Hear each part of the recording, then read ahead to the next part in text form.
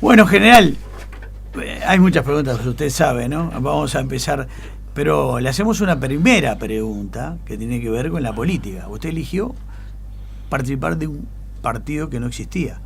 Y la pregunta puede ser, ¿por qué no los blancos, no los colorados, no el partido de la gente? Nosotros hemos tenido muchas ofertas en ese sentido de varios partidos, no solo lo que usted menciona. ¿El Frente también, no? No quiero expresar porque siempre hay reservas y hay que se piden y que yo quiero respetar. Pero optamos por un camino nuevo. Nosotros lo dijimos ayer, queremos ser un viento nuevo, algo que oxigene al sistema político uruguayo, que entendemos que está con serios problemas y ha generado un descreimiento en la población, a tal punto que las encuestas que se hacen a todo nivel da que son las instituciones con menor o con peor evaluación en la gente, y eso marca un descreimiento que creemos que es malo para la democracia. Nosotros pretendemos oxigenar ese sistema, levantar viejas banderas pero con nuevos vientos, y por eso entendimos que es muy importante iniciar o crear un espacio diferente a las opciones que hasta hoy tienen los uruguayos, un espacio que en cierta manera propicie las propuestas de solución a los graves problemas que vive hoy nuestra gente. Porque hoy lo hablábamos más temprano, lo hacíamos más que en el terreno de lo posible en el Partido Colorado por su historia, por su tradición familiar, ¿no? Familiar, sí, colorada, riverista, independiente. Sí, mi apellido paterno, sí, cierra más con el Partido Colorado. Mi madre era blanca como huesa de bagual y su abuelo era uno de los coroneles de Aparicio Saravia. Tuve un tío, hermano de mi madre, que era comunista, que estuvo incluso preso por comunista.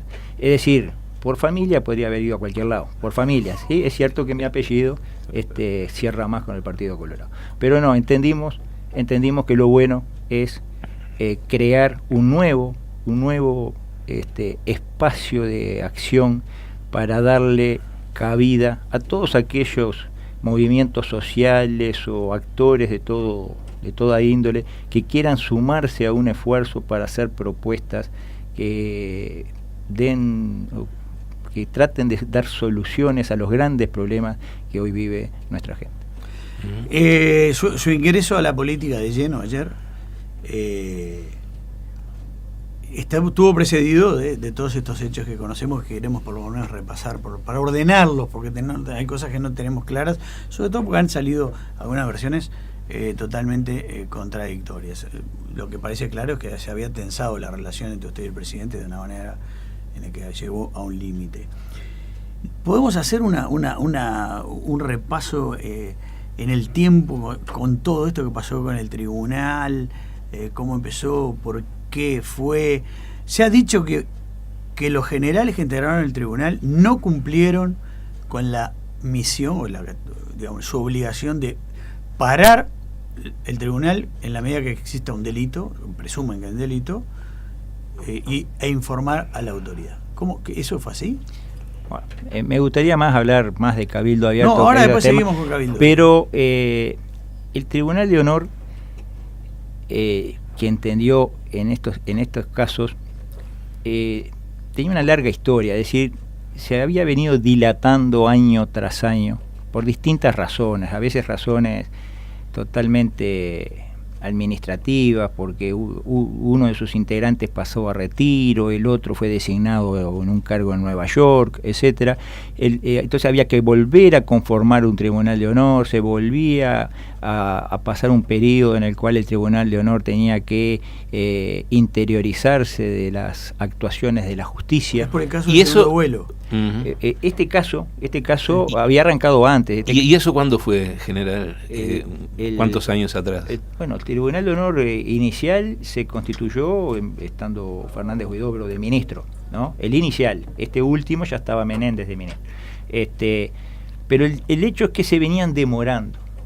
Yo mismo, como comandante, yo no integro el tribunal, pero soy el comandante, era el comandante del ejército, yo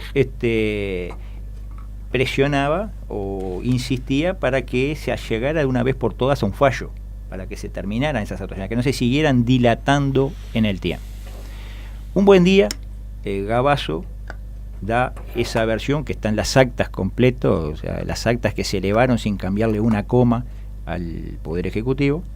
Perdóneme, eso es importante. Sí. Usted dice, cuando yo fui a ver al presidente, tenía todo el expediente arriba de la mesa. Sí, señor. Sí, señor. ¿Ese expediente incluía las actas? Por supuesto, expediente completo. No iban por separado. No. Le explico, yo cuando elevo el expediente, elevo quiere decir que se lo llevo mano propia al ministro en el mes de febrero.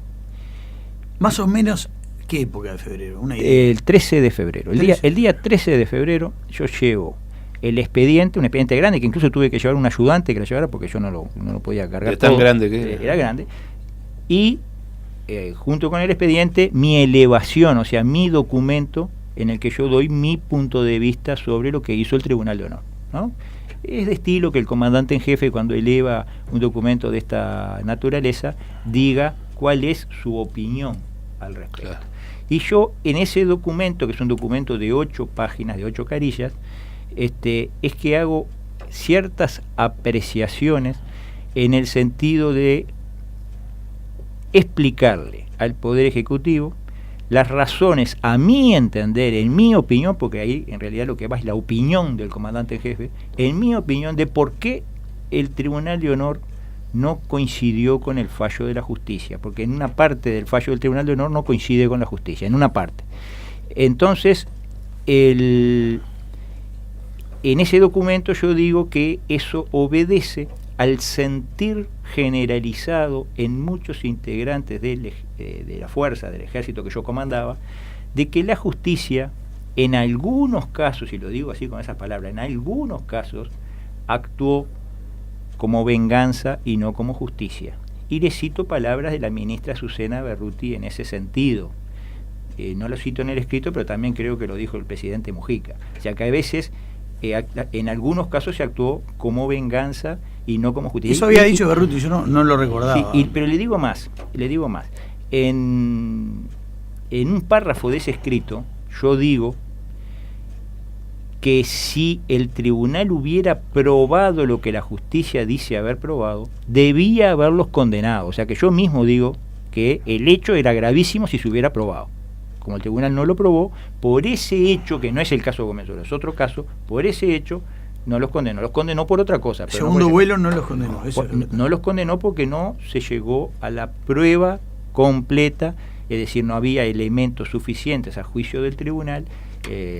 Se invitó a la fiscal actuante en el caso de que fuera al tribunal para darle también su visión del tema. La fiscal no quiso ir.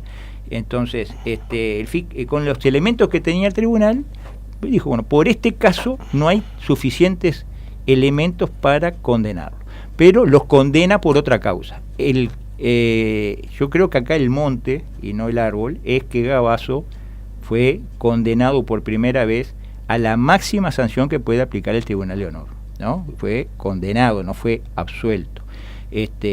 Entonces, no hay ningún encubrimiento. Lo que pasa es que... Pero fue condenado no por el tema de su responsabilidad en la muerte y desaparición de Gómez Oro. Eso es algo que se cuestiona, ¿no? No por el tema de Gómez Oro, porque cuando Gavazo dice lo que dice sobre Gómez Oro, el tribunal, y yo también, entendimos de que era una chicana para dilatar en el tiempo la actuación del tribunal.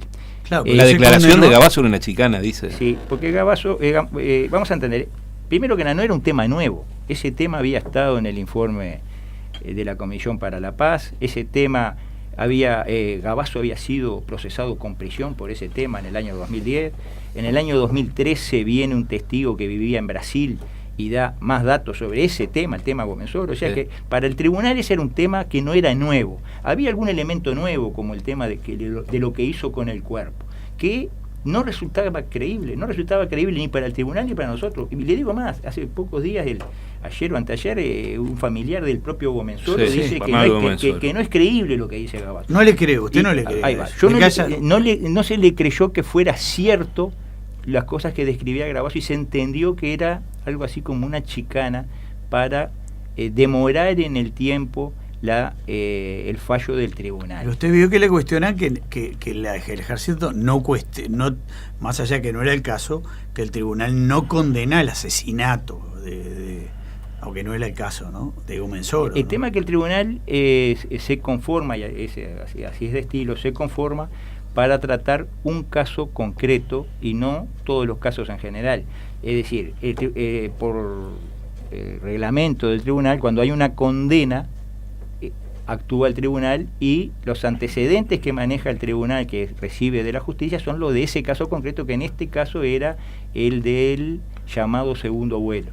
Ese era el caso, ese era el tema, y los demás casos que aparezcan no era potestad del tribunal condenarlo. Claro, pues se interrumpe por el presunto asesinato y ahí qué pasa. Pero ahí se entendió que si se interrumpía y se le pedía a la justicia los antecedentes del otro caso, se iba a perder mucho tiempo. Yo le puedo asegurar que hoy, en abril de 2019, todavía estaríamos esperando que la justicia nos remita los antecedentes del caso Gómez Soro. ¿Los generales cumplieron con la obligación de comunicarle a usted? Por supuesto, por supuesto. ¿Y usted decide? Y yo... ¿Lo decide por eso? No, nosotros entendimos que esto era una chicana para dilatar en el tiempo, que había que seguir adelante porque había elementos para condenarlo, y después se lo condenó por esos dichos, pero por otro, mirado desde otro ángulo, porque lo que él decía de Gómez Soro no era...